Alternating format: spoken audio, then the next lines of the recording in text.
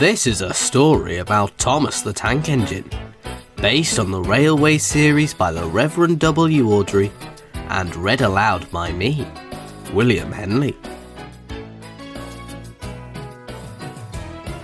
This is a story about Father Christmas and his visit to Sodor. When a snowstorm causes trouble on his journey, Thomas and his really useful friend William are ready to help.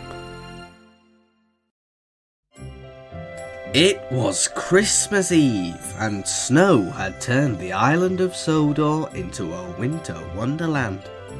The Fat Controller came to the engine shed early in the morning. "You have a very important job today," he said to Thomas. "You must take the children to Great Waterton Station to meet Father Christmas." Thomas was pleased to be chosen. "Thank you, sir," he puffed happily.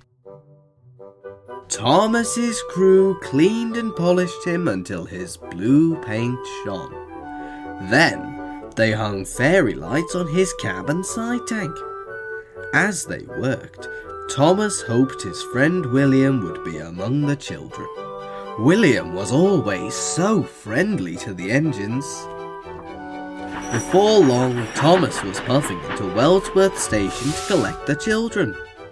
"Hello, Thomas," William called when he pulled up to the platform.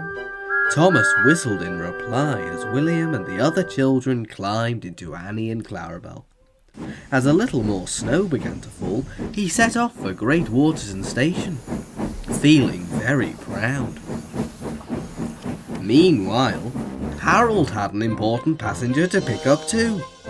Father Christmas was waiting at the airfield with presents for all the children. As Harold whirred through the air, the snow began falling harder. Before long, Harold could see nothing but big white snowflakes. It was much too dangerous for Harold to fly. He landed safely in Farmer McColl's sheep field.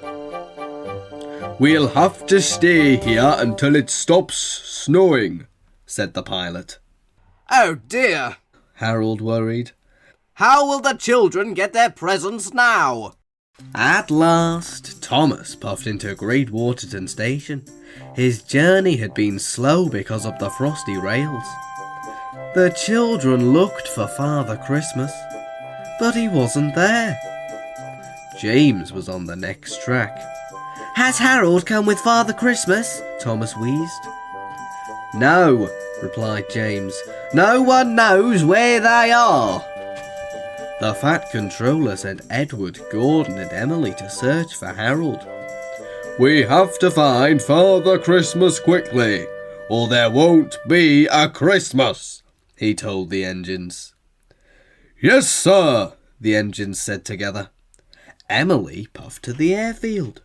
Gordon went to check his line, and Edward chuffed to Maithwaite Station.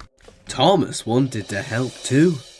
On the platform, he saw William waiting with Esther and the other children. Then he thought of a really useful idea. "William, would you like to ride in my cab and help me search for Father Christmas?" Thomas asked. "Yes, please," William replied. "We'll find him together." Thomas steamed along quickly. He looked right and William looked left. They went up the hills and down the valleys, but there was no sign of Harold or Father Christmas anywhere. Tired and cold, they headed back towards the station. But then, as Thomas passed Farmer McColl's field, William spotted a familiar red stripe in the white snow. "There's Harold!" he cried. Thomas and William stopped at the farm station. Harold and Father Christmas were very glad to see them. "Would you take me to Great Waterton, please?" Father Christmas asked. "Right away," Thomas smiled. William helped load the presents into Clarabelle.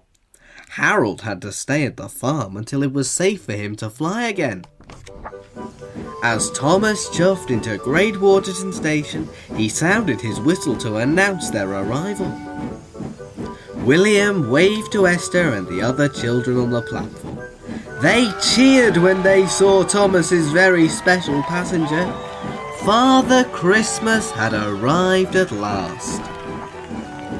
The station waiting room had been turned into a festive grotto. Inside, Father Christmas gave each child a present. "This gift is just for you," he said when it was William's turn. "You can open it now if you like." William opened the present. It was a blue toy engine that looked just like Thomas. "Thanks to you, William, every boy and girl will have a very Merry Christmas."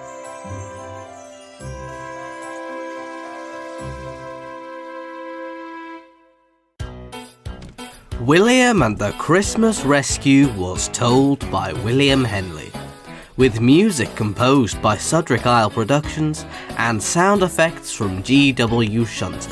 A Branchline Studios production for Thomas and Friends, The Audio Adventure.